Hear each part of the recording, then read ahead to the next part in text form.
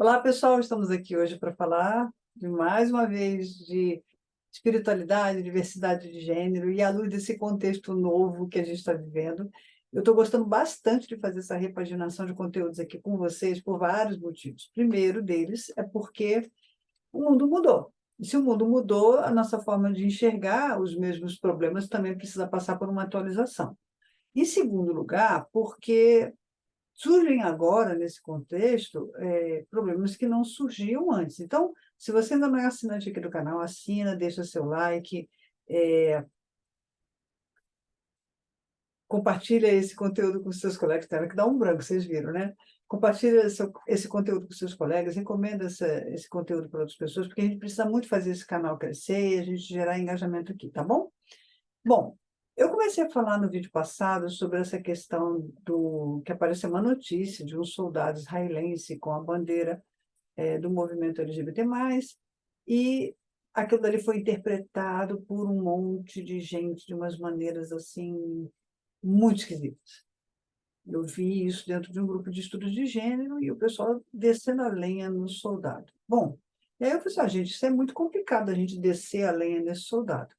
Primeiro, porque ele não está fazendo apologia do movimento LGBT+, entrando em Gaza como para legitimar a ocupação, a invasão, sei lá o quê.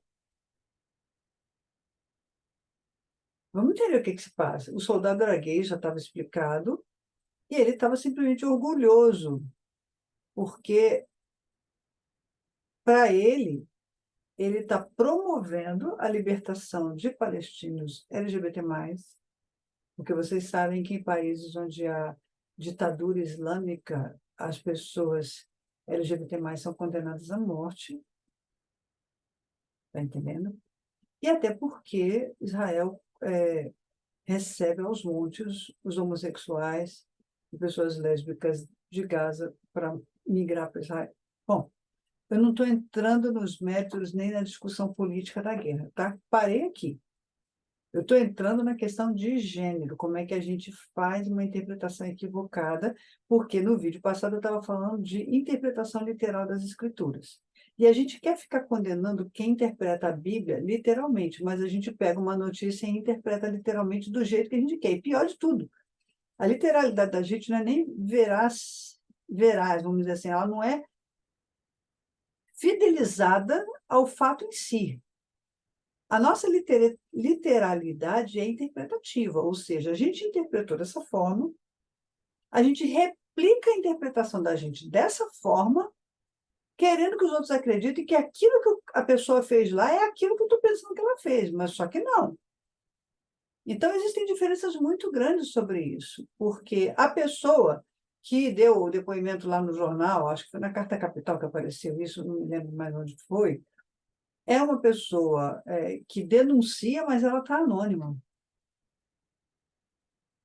Então, ela se apresenta como uma pessoa da Palestina, que é gay, mas está dizendo que o soldado israelense levou a bandeira do movimento, como se o movimento estivesse legitimando o que está acontecendo em Gaza, mas ela mesma teve que se manter anônima. Porque se os islâmicos do Hamas descobrem que ela é gay... Gente, vocês estão entendendo onde é que eu quero chegar? Então, quando a gente está falando de guerra de narrativas, é isso aí. Porque o problema da narrativa é que a narrativa ela é sempre interpretativa. E a gente não pode esquecer que cada pessoa interpreta os fatos, os textos, etc., da sua forma, a partir da sua própria cosmovisão. Então, nenhuma narrativa pode se impor sobre a outra. Mas o que está acontecendo nos nossos dias é isso. Uma tentativa de sobreposição de narrativas, uma disputa de narrativas absurdamente desigual, que não tem compromisso com a verdade, nessa época de pós-verdade que a gente vive. É uma lástima, é uma calamidade que a gente tem que passar por isso. Porque você já não sabe mais em quem você confia. Então, com o texto bíblico é a mesma coisa. E com a questão da inclusão e da diversidade LGBT+, no ambiente cristão, no ambiente religioso de matriz cristã, não vou nem dizer judaico, porque no judaísmo é diferente,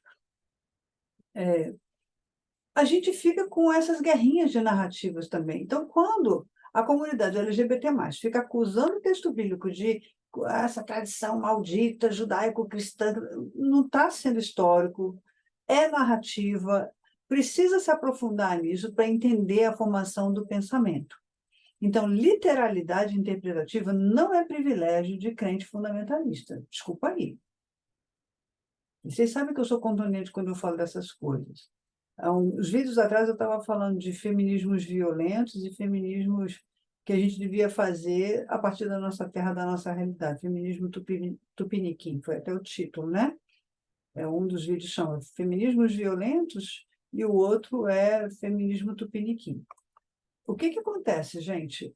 Quando a gente não tem esses parâmetros equalizados socialmente, antropologicamente, a gente tende a fazer interpretações unilaterais, só que a gente fica achando que não é unilateral, mas é. Então, isso é um problemão. Isso é um problemão porque a gente entra nessa guerra de narrativas fazendo, geralmente, uma análise injusta, equivocada, e a gente se junta em coro para fazer análises equivocadas. Então, aquilo que a gente está acusando as outras pessoas de fazer, os fundamentalistas de fazer, a gente acaba fazendo fundamentalismo do lado de cá. A gente tem que ter muito cuidado com isso, porque isso é muito sério, sabe? Então, por exemplo, uma das coisas que eu estava vendo agora, eu estava conversando com a professora, é a questão de que as mulheres que foram tomadas como reféns nessa questão da guerra e que foram estupradas, inclusive tem vídeos de mulheres sendo estupradas. Onde estão as feministas